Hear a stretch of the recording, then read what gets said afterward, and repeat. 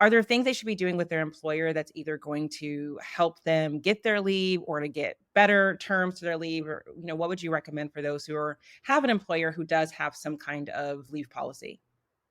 Yeah. So understanding what your employee leave policy covers is really important. So, kind of at a bare minimum right now, there are usually policies in place for a birthing parent. More kind of forward thinking companies will usually have a gender neutral leave policy, which means that's available to parents of any gender, regardless of birthing status.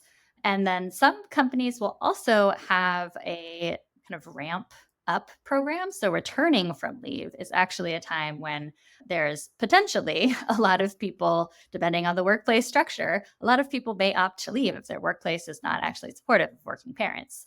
But a ramp up program has become essentially a retention tool to say, like, we really want to retain our working parents. And so we're going to put some structures in place to support them. And so oftentimes that might be being able to return to work on a staggered or reduced schedule. It might mean being able to negotiate more remote time.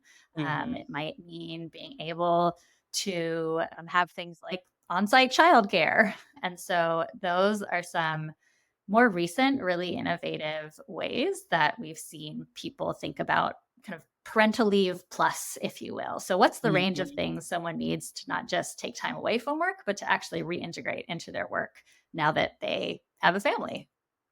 Right. I have a postpartum agency called the Cradle Company, and we basically staff in-home support like doulas, newborn care specialists, lactation, et cetera. And I would say in the past, probably 3 or 4 years, we're starting to have more employers reach out to us to see about providing that benefit to their employees, particularly to retain birthing parent employees, which tended to be female employees who they lost a ton of during the pandemic. So we are seeing that.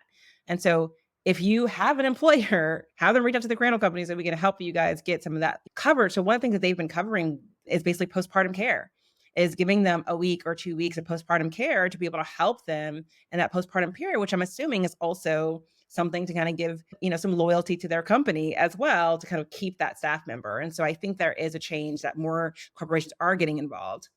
Now, Ariana, are there things that they should be doing to maximize, like, is it meeting with HR? Are there things they should be doing while they're pregnant, before pregnant, et cetera, with their employer specifically that you see people not doing? Yeah. So definitely, I would say like around second trimester is a great time to really think about the planning aspect. And whether you are self employed, whether you are working with a team, whether you are an individual contributor at a company, you are going to want to set up some plan so that you are able to take time out without it wreaking havoc for your team or your colleagues. And so oftentimes that taking the initiative to write up a plan of like, what does it look like for me to delegate the tasks that I do on a routine basis? What are some things about my work that I might need to pause? Where might I need some coverage? And be able to have people take over and being able to have those conversations with a manager, with colleagues is I've seen it be highly effective. And oftentimes employers will often say like, wow, this employee really took initiative and set us up to be able to support them on parental leave. And so that can often be talked about like in a performance review as something Mhm. that you really strongly were able to execute on and contribute. That's kind of outside the typical job functions you might be doing, Right. but that allows both you to successfully transition in and out of work.